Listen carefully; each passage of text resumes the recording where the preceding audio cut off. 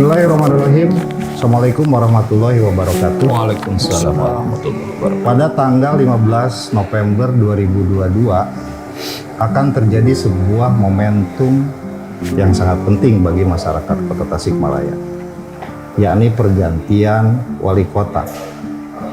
Seperti yang kita mafhum, Wali Kota Tasikmalaya Haji Muhammad Yusuf yang dilantik tanggal 10 September 2021 akan berakhir pada tanggal 14 November 2022.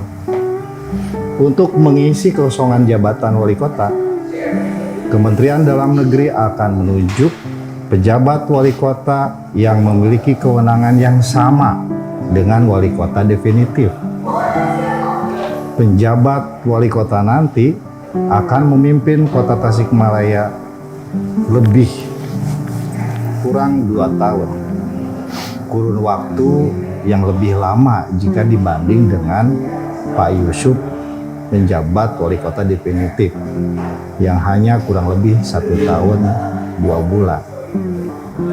DPRD Kota Tasik pun telah mengirimkan usulan 3 nama calon pejabat wali kota kepada Kemendagri. Lantas, siapa yang layak menjadi pejabat wali kota Tasik? Siapa yang terbaik untuk Kota Tasikmalaya? Kita akan membahasnya dengan para narasumber.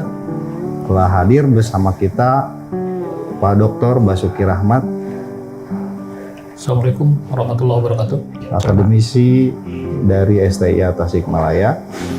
Telah hadir bersama kita juga Pak Dr. Asep Supyan, Assalamualaikum warahmatullahi wabarakatuh. Salam. pengamat sosial, pemerhati Kota Tasikmalaya, dan kita kehadiran juga Wakil Ketua DPRD Kota Tasikmalaya Pak Agus Wahyudi. Assalamualaikum warahmatullahi wabarakatuh. Waalaikumsalam. Kita akan membahas seputar persoalan siapa yang layak. Betul. Sebelum kita membahas lebih dalam, saya minta penjelasannya dulu. Prosesnya sudah seperti apa dan bagaimana? Mangga, Pak. Baik, terima kasih Kang Wajir, Pak Dr. Basuki, Pak Dokter yang saya hormati. PJ ini kan awalnya tidak seksi, menjadi seksi ketika ada surat dari Mendagri. Awalnya biasa-biasa saja sih, karena menganggap bahwa daerah tidak punya kewenangan apa-apa. Tetapi setelah ketika Menteri Dalam Negeri menyurati daerah, salah satunya DPRD yang disurati itu, maka ini menjadi seksi. Dan tentu ada proses lah di Dewan, karena Dewan itu 80% prosesnya politis ketimbang administratif. Bagaimana dia harus menjadi administratif? Kan di suratnya disebutkan bahwa DPRD kalimatnya DPRD dapat mengusulkan 3 nama calon. Berarti bukan DPRD diwajibkan. Harus. Dapat kan? Kalau diwajibkan paripurna ya, Bung. Iya. Nah, sehingga perdebatan di DPRD itu kan 2 sebetulnya. Apakah ini keputusan pimpinan DPRD atau ini keputusan DPRD? Oke. Dibaca lagi suratnya bahwa yang mengusulkan itu adalah ketua DPRD. Ya artinya di situ bisa ditangkap maknanya bukan keputusan pimpinan DPRD, bukan juga keputusan DPRD. Ya. Tapi ya banci saja. Ya karena yang tanda tangan itu kan ketua dewan saja. Wakil ketua tidak tanda tangan. Nah, kalau keputusan pimpinan DPRD tentu semua pimpinan kan tanda tangan. Kan gitu. Kalau keputusan DPRD siapa yang memimpin rapat paripurna pada waktu itu, kan begitu. Jadi ini barangkali yang sebetulnya orang tidak banyak tahu prosesnya itu. Nah tentu rame lah hiruk pikuk itu, nama-nama juga anggota dewan tidak tahu sih sebetulnya calon kita itu siapa dan kita harus mengusulkan siapa. Ya karena mekanisme tatib kita juga tidak punya itu. Tatib kita tidak punya sebetulnya. Harus seperti apa ini soal PJ itu? Ya akhirnya silih turun lah bahasanya, yang sudah gimana caranya. Ada yang akhirnya yang sudah itu mengusulkan lewat fraksi gitu. Fraksinya mengusulkan ke pimpinan, dibahas di pimpinan, akhirnya diskoring sesuai dengan jumlah usulan. Kan seperti itu. Itu mekanisme yang ada di DPRD. Saya kira karena ini mekanisme transisi, ke depan tentu DPRD juga harus mampu merubah tatib, dan seiring dengan waktu saya kira Mendagri juga tidak akan asal-asalan lagi tentang PJ ini gitu. Ternyata ada hal-hal yang krusial karena menyangkut prinsip-prinsip demokrasi di daerah yang tidak boleh diabaikan begitu saja. Lantas dengar kabar ada 3 nama yang diusulkan, itu ditetapkan oleh siapa? Oleh pimpinan berdasarkan skor itu. Oh, ada scoring. Ada skor. Yang melakukan scoring siapa? Pimpinan. Pimpinan melakukan scoring. Skor. Ya, skor itu kan jumlah saja. Ya kumulatif aja. Bukan berarti ada penetapan syarat bertakwa kepada Tuhan Yang Maha Esa segala macam, nggak ada. Nggak ada. Ya skor saja. Misalnya fraksi ini berapa orang yang masukkan si ini misalnya. Makanya kan bisa beda-beda itu tiap daerah. Ada yang one pipe choice misalnya, satu orang milih 5 bisa saja. Ada yang 1 orang 3 nama. Kan ini akibat memang tidak ada petunjuk teknis. Tidak ada petunjuk resmi. Akhirnya ketidakadaan petunjuk resmi ini menjadi multi tafsir, apalagi bagi politisi gitu. Sehingga bagaimana yang 3 itu? Apakah di DPRD itu memilih gini aja lah, sah perwakilan di kota, sah perwakilan di provinsi, sah perwakilan di Kemendagri, atau gimana? Yang nama-namanya juga nama-nama samar sih sebetulnya. Nama-namanya juga kan siapa sih? Tidak semua 45 anggota dewan tahu ini ke siapa gitu. Ya yang tahu barangkali sesuai dengan peraturan perundang-undangan bahwa di Kota Tasikmalaya itu ada salah satu pejabat yang memenuhi syarat dari si kepangkatan, yaitu Saudara Ipan Diksan, itu saja. Dan Pak Ipan Diksan itu akhirnya diusulkan juga oleh semua anggota DPRD. Ya karena yang tahunya itu kan, yang lain nggak tahu. Oke, karena yang lain apa ya? Oke. Sebenarnya rada bingung saya Bandung. Benar nggak, Dok? Memang kan sempat rame masuk ombudsman. Kemendagri kan sempat mengeluarkan ombudsman sempat mengingatkan. Tapi Mendagri segera melakukan klarifikasi kalau nggak salah ke ombudsman. Oke, saya ingin mengklarifikasi satu hal saja kepada Pak Ketua. Muncul 3 nama di DPRD Kota yang diusulkan. Pertama, Dr. Ipan Diksan Hasanuddin yang kini menjadi sekda. Yang kedua, ada Dr. Raden I. Hidayat yang kini menjabat Kepala Kesbangbo Provinsi Jawa Barat. Lalu yang ketiga ada Dr. Akbar Ali yang kini menjabat Kepala Pusat Litbang Otda dan PUM di Kementerian Dalam Negeri. Betul itu? Ya ada 5 sih sebetulnya. Ada 5 lebih lah. Ada 5 lebih. Yang muncul di dewan itu namanya ada 5. Yang muncul. Nah, yang 3 ini gimana? Ya tentu DPRD mengusulkan 3 dan tidak etis saya sampaikan bahwa yang 3 itu siapa. Yang 2 lagi sah. Oke, saya nggak tahu standar etisnya apa ya. Saya pikir publik mesti tahu. Ya tentu karena saya secara pribadi juga tidak pegang ya, karena itu full dia ketua kan. Setelah rapat pimpinan dewan selesai, akhirnya surat itu dipegang oleh ketua, kita juga tidak pegang. Oke. Simpul kata muncullah 3 nama itu. Kalau soal kelayakan, gitu ya. Saya nggak nanya ke ketua ya, takutnya banyak bagian Kang Uki. Kalau ngomong kelayakan, saya mesti ngomong ke 2 orang ini yang lebih kompeten, yang lebih bebas lah beropini. Ada anggapan, udahlah tuh yang tak paham Tasik, mau di Tasik gitu. Ada yang beranggapan, ya nggak mesti orang Tasik lah, yang penting visinya jelas gitu. Dan ada anggapan-anggapan yang lain. Mungkin dengan berbagai macam pertimbangan. Menurut Kang Uki gimana? Dari ketiga nama ini taruhlah. Ya. Jadi Kang Uki kan udah pelajari mungkin profilnya. ya. Sepanjang yang saya tahu kan itu aja sih. Satu gituin gitu ya. Iya. Yang dua kan dari provinsi satu dan pusat gitu ya. Lebih jauh dari itu saya tidak tahu juga gitu ya. Tapi begini gitu ya, memang terkait dengan penjabat ini kontroversi sejak awal gitu ya. Jadi karena memang tadi dari sisi masa jabatan juga cukup lama gitu ya. Kalau kita lihat schedule pemilu itu pilkada, bahkan Kang Muhadjir ini lebih dari 2 tahun. Iya, betul. Karena Sampai pelantikan iya, gitu ya Pak. Pilkada itu kan di jadwal November 2024 ya Pak. Terus masa apa tadi gugatan dan lain sebagainya 3 bulan. Lebih makanya Lebih lah. gitu ya. Bisa 2 Bisa tahun 6 setengah. bulan. Tahun Iya. setengah. Bisa setengah masa jabatan Iya, wali betul. kota definitif. Itu yang kemudian memang ini menjadi menarik begitu ya. Karena kelamanya dia menjabat gitu ya. Kemudian juga dengan kewenangan yang dimiliki tadi dikatakan full ya, Full. kewenangannya gitu ya. Seperti dengan wali kota yang definitif. Nah, sementara gitu ya. Ini kan yang menjadi kekhawatiran gitu ya. Karena ini kan kepala daerah gitu ya. Kenapa dikatakan kepala daerah? Karena ini kan pejabat politik yang diproses secara politik melalui pilihan langsung.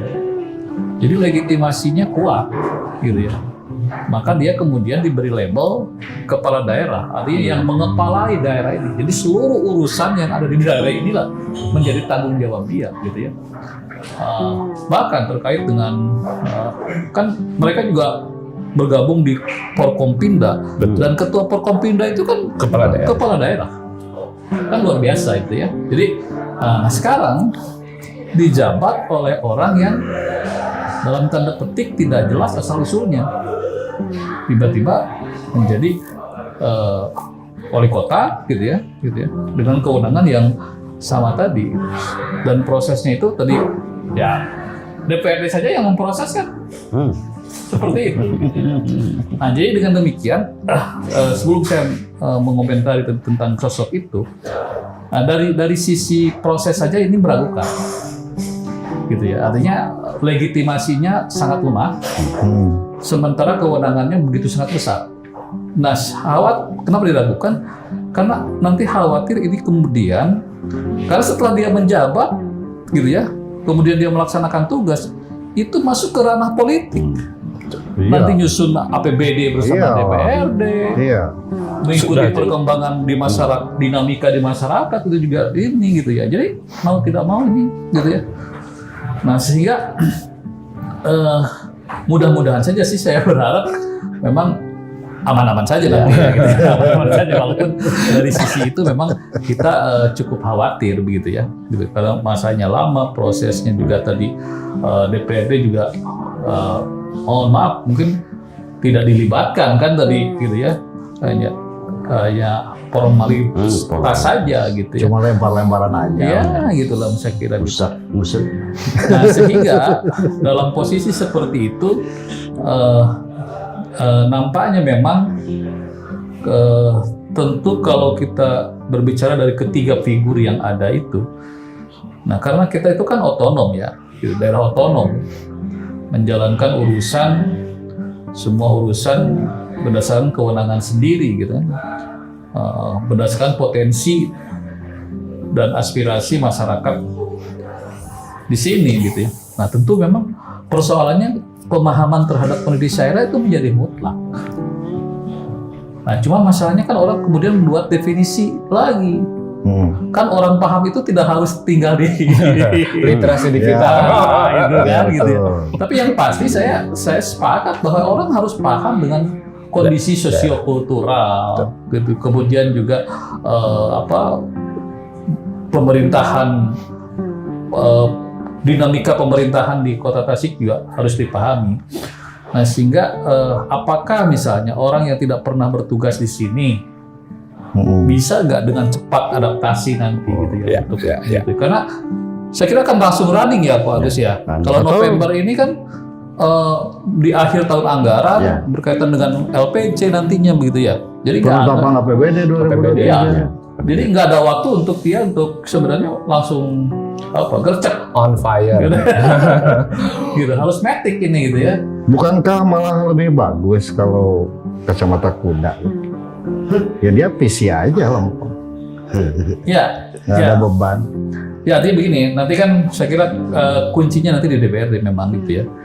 Jadi siapapun nanti yang akan ditetapkan menjadi penjabat wali kota ini, DPRD akan tampil menjadi artinya mengisi ruang-ruang yang tidak dimiliki oleh wali kota.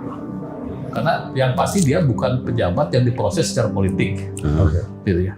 Nah sehingga pertanggungjawaban wali kota itu pertanggungjawaban politik kan, gitu ya. Nah jadi dalam hal ini DPRD memang harus menjadi partner yang Kuat. betul ya. Jadi tidak seperti sekarang banyak kagok dengan wali kota karena Partai pengusung, ya gitu ya. Nah, karena nanti itu koalisi. harus, kalau perlu di monitoring terus gitu. Kontrol. Saya kira Oke. begitu. Pak Asep, Siap. gimana dok? Ya concern saya sama dengan Kang Uki tadi ya. Justru kita tidak melihat sosoknya ya, tapi kemampuan adaptabilitas pada situasi di mana anggaran sudah ditetapkan, walaupun memang anggaran yang ditetapkan saat ini tentu bukan dalam arti ada pola pikir dia lah di situ, ya. Jadi memang ini sudah settle, sudah berproses gitu. Dan dalam waktu 2 tahun itu, makanya saya cukup pesimis siapapun yang jadi PJ wali kota di Tasik ini, kayaknya sih kalau problem solving pada problem-problem kota yang krusial saat ini kayaknya sulit dilihat dari postur ya, bahwa 1 tahun dia melaksanakan berdasarkan APBD yang telah ditetapkan sebelumnya. 1 tahun berikutnya mungkin dia juga bisa concern di situ, tapi saya yakin tahun politik ini banyak sekali variabel pengganggu. DPRD sebagai institusi pemerintahan daerah yang menjadi partner dari wali kota, memang ini satu kesatuan seperti Kang Uki sampaikan. Sehingga memang yang bisa on fire pada saat pelantikan itulah yang adaptabilitasnya yang memungkinkan diproyeksikan cepat dia mengambil keputusan-keputusan strategis. Sebab kalau mohon maaf pejabat dari pusat belum pernah memahami sosiokultural di Kota Tasik, datang tiba-tiba beradaptasi dengan DPRD aja cukup lama gitu. Beradaptasi dengan Forkopimda juga cukup butuh waktu.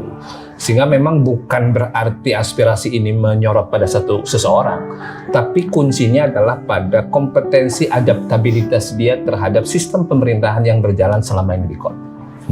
Karena itulah kalau data, masalah mungkin bisa dipelajari jarak jauh ya Kang Uki, tapi tetap akseptabilitas juga penting bagi seorang pemimpin. Karena bagaimanapun juga dia memiliki tanggung jawab besar.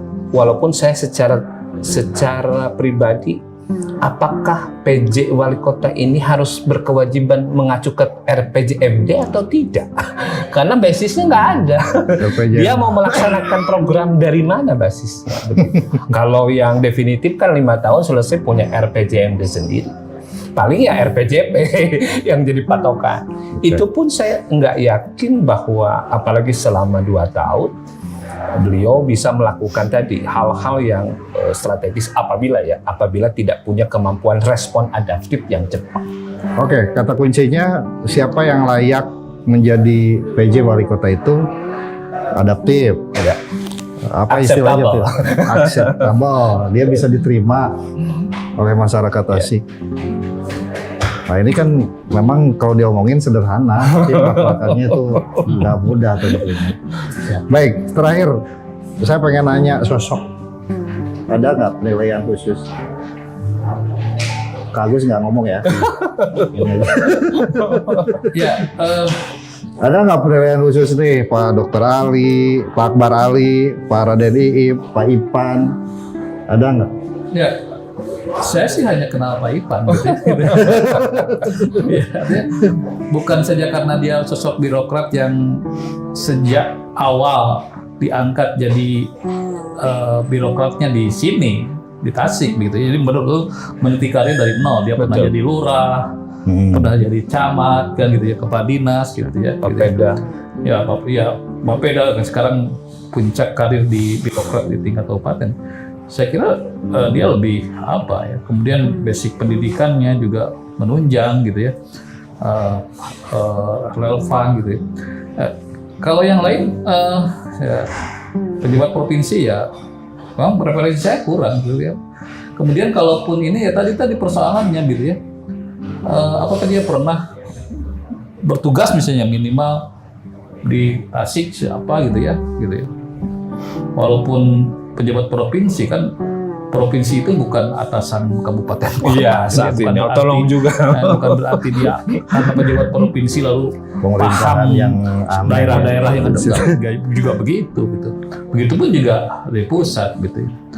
Jika kalau dari sisi ini sih saya melihatnya, kalau tadi kan kriterianya jelas kan, bisa diterima, bisa beradaptasi dengan cepat gitu ya, menguasai, memahami, ya sudah. Gitu. Saya kira semua juga akan berkata sama. Iya, akan ke sana gitu. Tapi nanti orang yang provinsi ya saya juga paham. Ya itu kan makanya tadi kan soal paham itu kemudian juga ditafsirkan lagi gitu ya. Tapi kalau tadi Dr. Asep sudah bilang akseptabel, proses penerimaan itu ya, terus juga kemampuan adaptasi dan menguasai permasalahan yang ada, terutama yang sosiokultural ini gitu. Karena Tasik ini kan unik gitu. Saya kira punya karakteristik yang berbeda dengan kabupaten kota yang lain gitu ya. Nah, ini paham nggak hal-hal seperti ini gitu ya. Gitu ya. Nah, sehingga kalau belum merasakan air minum kota Tasik gitu ya, ada kekhawatiran itu saya kira beralasan gitu ya. Gitu. Kalau beralasan. Nah, tapi ya kalaupun misalnya tadi, ini kan sebenarnya kan prosesnya ada di Jakarta sebenarnya, gitu ya. Mau-maunya Jakarta aja kan, kalau kita lihat daerah-daerah lain juga begitu kan. Jadi memang ujung-ujung polisi misalkan datang. Tasik itu apa sih dalam konteks NKRI gitu ya? Geopolitik gitu. Ya, bukan sesuatu yang ini gitu lah. Mungkin orang Jakarta melihatnya seperti itu. Dia kan bisa seenaknya saja. Jadi sama saja mau siapapun. Gitu. Ibaratnya Kak Agus Wahyudin lihat kelurahan. Gitu. Iya, tunjuk aja orang kan ini bukan masalah besar gitu kan.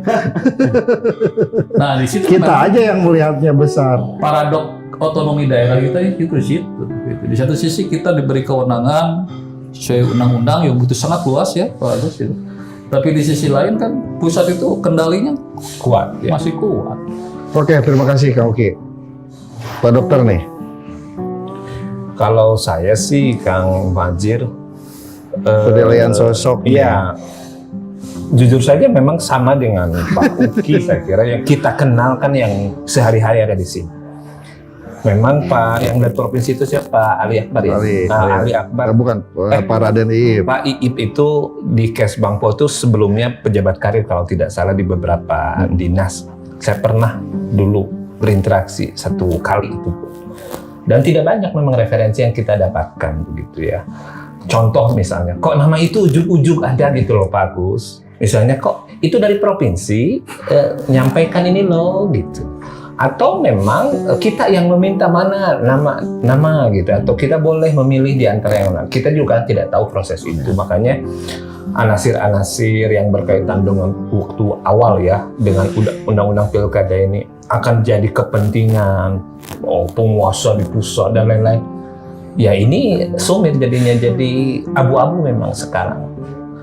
Sehingga nanti ketika pusat misalkan menetapkan yang dari pusat, DPRD mau bersikap apa? Mau bersifat penerima atau tidak? Toh tadi suratnya pun hanya ketua DPRD. Coba kalau paripurna kan ada hak menolak atas nama representasi rakyat. Tapi kalau ketua DPRD dari itu lebih kuat daripada permen. Betul gitu. Perda itu. Kira-kira begitu ya. Sehingga memang dilihat dari berbagai kacamata, kalau perspektifnya orang Tasik sih inginnya yang tadi. Ingin yang cepat tune in, on fire, cepat adaptif, problem kita banyak, ayolah bekerja langsung. Dan itu mungkin ada di sosok yang sehari-hari dekat dengan kita. Oke. Saya ingin kasih solusi lah ke depan gitu ya. Mungkin ini memang kelemahan undang-undang ya Pak Agus ya, Iya. gitu ya. Tidak mengatur hal-hal seperti ini. Jadi mungkin ke depan undang-undang ini harus direvisi gitu ya, dengan memasukkan klausul bahwa kalau kejadian seperti ini beri hak DPD untuk memproses, memilih gitu loh. Oh, iya, iya. Memilih kan gitu ya. Padahal sekarang kaidahnya demokratis dan transparan Iya, kalau nggak salah gitu, itu ya, gitu ya. normanya Iya. yang kalau nggak salah. Dan tim penjaring ini kan dia menjanjikan transparan juga yang di kementerian itu. jangan kalah sama undang-undang desa. Rumor-rumornya seperti itu. Undang-undang desa kan sudah mengaturnya begitu. Kalau kepala desa itu berhalangan tetap, Oh iya iya iya. maka dilakukan PAW, PAW. memilih BPD gitu loh. Nah sekarang kan nanti coba ini ke DPR RI lah atau ke pemerintah pusat gitu ya, untuk menutupi celah kemungkinan ini terjadi di masa yang akan datang. Kira harus begitu. Oke, terima kasih Kak Oki. Saya pertanyaan terakhir buat Ketua. Mungkin nggak 3 nama ini tidak jadi muncul nama lain? Oh, Bisa saja, tapi kalau sangat nggak tahu sih, karena memang masing-masing lembaga kan diberi kewenangan. oke. Jadi mohon maaf, 3 itu dari DPRD, provinsi 3 juga, Oh iya. Ada nama lain juga. ada nama lain, provinsi juga 3 juga, katanya sih gitu. Contoh misalnya begini, kenapa saya bisa berkesimpulan begitu? Ternyata surat yang kita kirimkan itu tidak pihak Oh, provinsi, tapi langsung ke langsung ke Kemendagri. Mendagri. Jadi masing-masing ini mengusulkan. Oke, Di jadi kita 3, sana 3, Oke. sana juga 3. 3. Di 9. dan saya ingin memastikan yang diusulkan di sini dan di sono sama kan? Dia tidak Belum. tahu. Belum tahu. Belum tahu. Oke, masih belum jelas siapa yang ini. Jadi ketiga nama yang sekarang muncul ke permukaan itu belum tentu juga Belum tahu. jadi PJ Wali Kota. Kita akan menunggu dan kita berharap yang terbaik untuk Kota Tasikmalaya tentunya. Karena kita butuh pemimpin yang adaptif dan respon dengan cepat Ya. bekerja untuk Kota Tasikmalaya. Kita akan kembali lagi di perspektif berikutnya. Assalamualaikum warahmatullahi wabarakatuh.